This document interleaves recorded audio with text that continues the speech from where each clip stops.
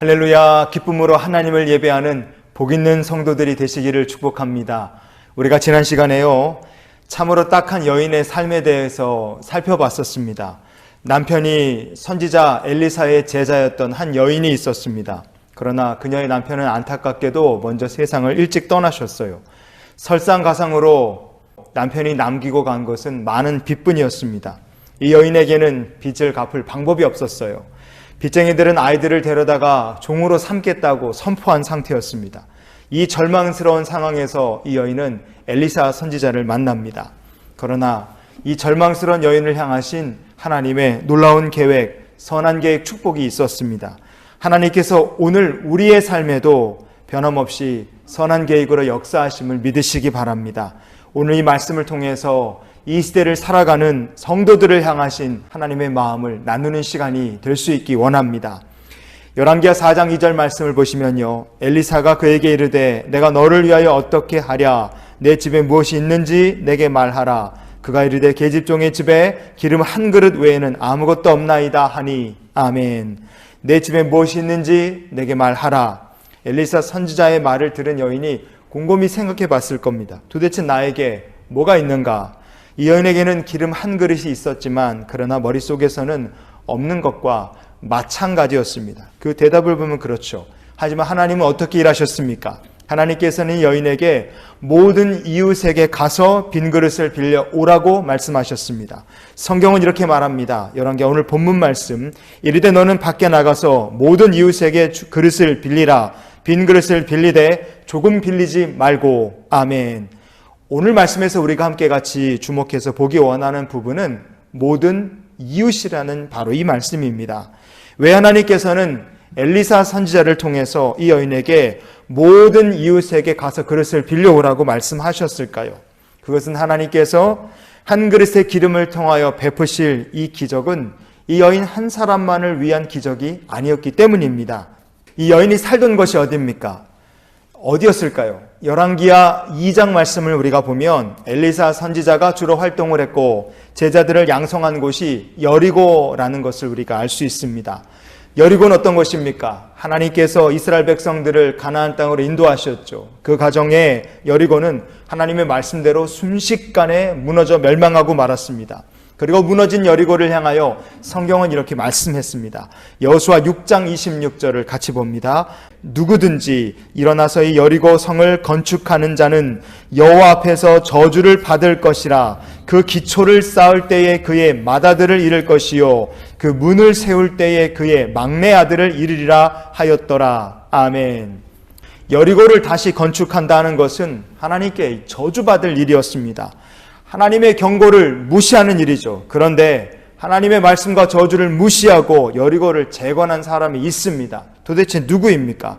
열왕기상 16장의 34절을 보시면요, 그 시대 베델 사람 히엘이 여리고를 건축하였는데 그가 그 터를 쌓을 때에 맏아들 아비람을 잃었고 그 성문을 세울 때에 막내 아들 수굽을 잃었으니 여호와께서 눈의 아들 여호수아를 통하여 하신 말씀과 같이 되었더라. 아멘. 아방 시대에 베델 출신의 히엘이라는 사람이 여리고를 재건했습니다. 베델 사람 히엘, 왜 그는 하나님의 말씀을 어기고 여리고를 건축했을까요? 아합은 하나님을 대적하던 우상 숭배자였습니다. 그리고 베델이란 금송아지 우상을 모신 곳이었습니다. 그래서 여리고를 재건했다는 것은 우리는 하나님을 두려워하지 않는다는 영적인 선포 같은 것이었습니다. 그래서 히엘이라는 사람이 재건한 여리고는요, 죄악의 기념비 같은 도시라고 보시면 돼요. 아합 시대에 우리는 하나님을 두려워하지 않는다는 죄악의 기념비가 바로 여리고인 겁니다. 이렇게 무너졌던 여리고가 재건된 시대가 아하방 시대고 그 시대 아하방과 싸운 선지자가 엘리야 선지자였습니다. 엘리사 선지자는 누굽니까? 그 엘리야 선지자의 사명을 이어받은 사람이 엘리사 선지자입니다. 이 여인이 죽은 남편이 있죠. 그분은 어떤 분입니까? 엘리사 선지자의 제자였던 사람이에요. 그렇다면 우리가 이렇게 추측해 볼 수 있죠. 엘리사 그리고 이 여인의 남편으로 이어지는 이런 영적 계보를 보면 우리가 뭘 알 수 있습니까? 선지자였던 이 여인의 남편과 이 여인은 이스라엘 가운데서 살 곳이 없어서 여기 들어와서 산 사람일까요? 아닙니다. 이 부부는 분명한 선교적인 목적을 가지고 여리고에 들어와서 살고 있던 선교사, 그리고 우리를 치면 이 시대의 선교사 같은 사람들이었던 겁니다. 아방 시대에 재건된 여리고, 하나님을 대적하여 세운 도시였어요. 그러니 하나님을 두려워하는 백성이라면 그곳에 가서 살지 않을 겁니다. 믿음 있는 백성이라면, 하나님께서 주신 기업이 있는 성도라면 하나님 주신 축복의 기업을 버리고 여리고에 들어가서 살 가능성이 극히 낮을 겁니다. 그렇게 생각할 때 엘리사 선지자가 말한 모든 이웃이란 어떤 사람들이겠습니까? 첫째, 이 사람들은 하나님이 아니라 우상을 숭배하는 사람들이었을 것입니다. 왜냐하면 시대는 아합의 통치 시대고 장소는 하나님을 거역하여 세운 여리고였기 때문에 그래요. 둘째, 이들은 어떤 사람이냐? 하나님을 알지 못하는 사람이고, 그러기에 하나님을 두려워하지 않는 사람들이었습니다. 이러한 여리고에서 하나님께서 주신 사명을 따라서 살던 선지자의 제자가 죽은 겁니다. 게다가 그가 남긴 것은 빚밖에 없어요. 선지자의 부인이었던 이 여인의 상황을 모든 이웃들은 다 알고 있을 겁니다. 아마도 모든 이웃은 선지자의 제자가 죽었을 때 하나님을 우습게 아는 사람들이었기 때문에 이 사람들은 이 여인을 조롱하고 한편으로는 언제 망하나 그것만 지켜보고 있었을 겁니다. 왜냐? 여리고를 재건할 때 하나님께서 말씀하신 저주가 그대로 이루어졌거든요. 베델 사람 히엘, 여리고의 터를 쌓을 때 맏아들을 잃었고 성문을 달 때 막내 아들을 잃었습니다. 그렇게 우여곡절 끝에 재건된 성읍이 여리고입니다. 그런 여리고에 들어와서 사는 사람들이니까 이 사람들이 하나님을, 그리고 하나님의 제자를, 선지자의 미망인을 곱게 볼 리가 만무하죠. 당연히 여인이 언제 망할까, 어떻게 망할까, 하나님이 정말 이 사람을 돌보실까 흥미롭게 그들은 지켜봤을 겁니다. 그러나 하나님께서 여인에게 그 불신자들을 향해서 가서 내 모든 이웃에게 빈 그릇을 빌려 오라고 말씀하신 것입니다. 그리고 어떤 일이 벌어졌습니까? 모든 이웃에게서 빌려온 그 그릇들이 다 찰 때까지 여인이 가지고 있던 한 그릇의 기름이 떨어지지 않는 역사가 나타났습니다.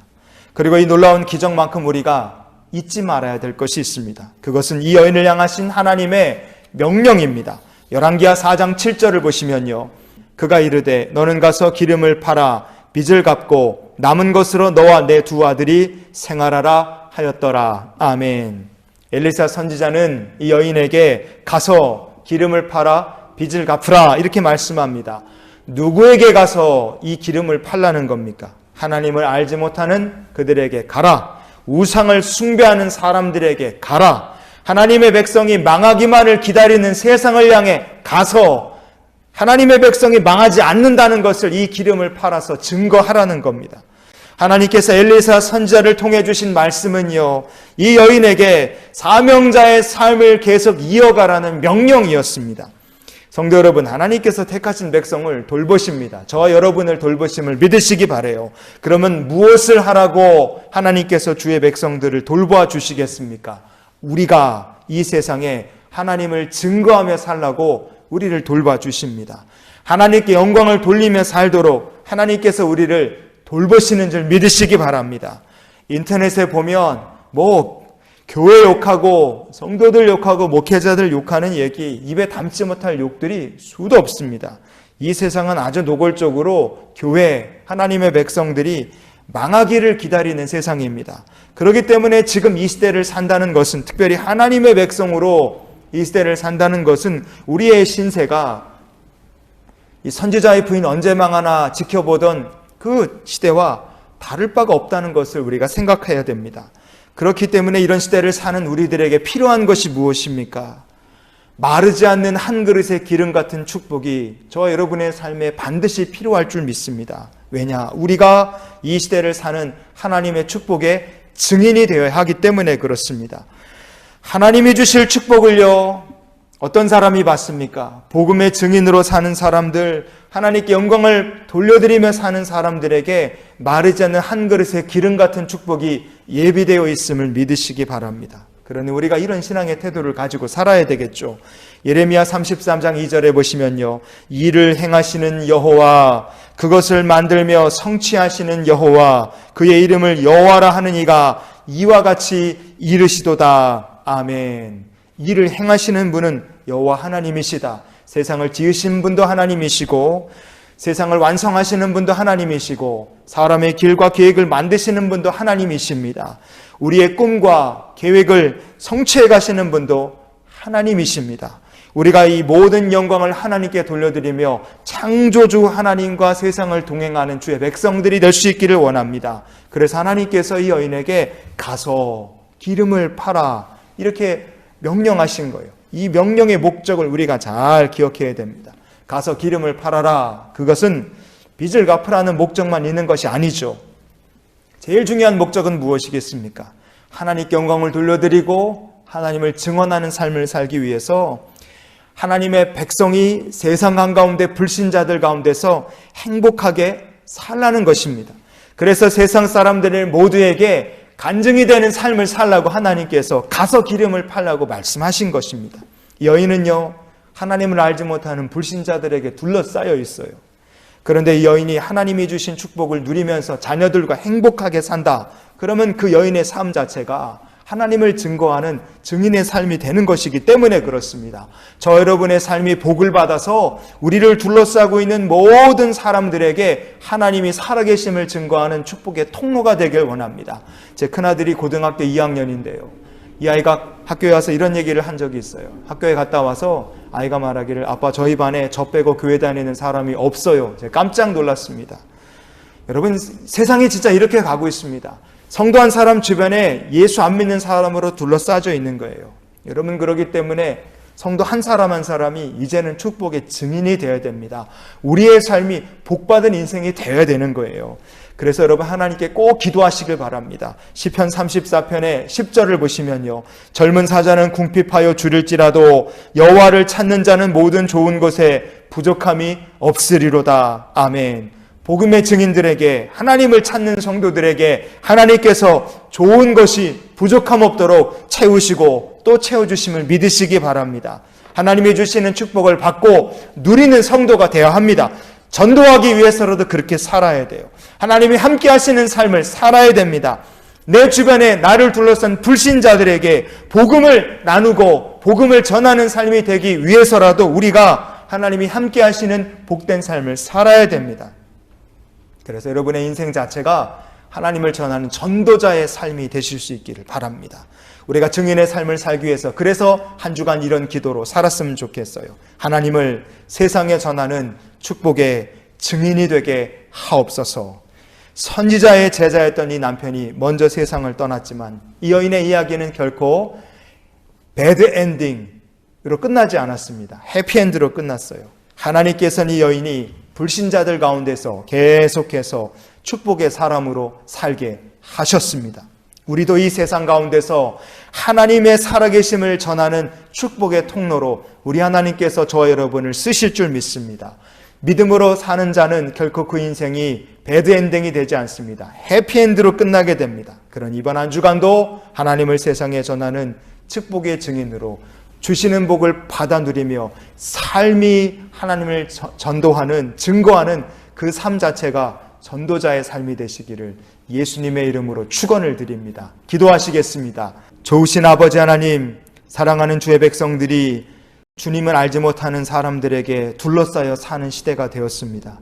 이런 시대에게 하나님께서 성도들에게 축복을 더하시사 하나님의 살아계심을 온 몸과 삶으로 증거하는 복된 삶이 되게 해 주시옵소서.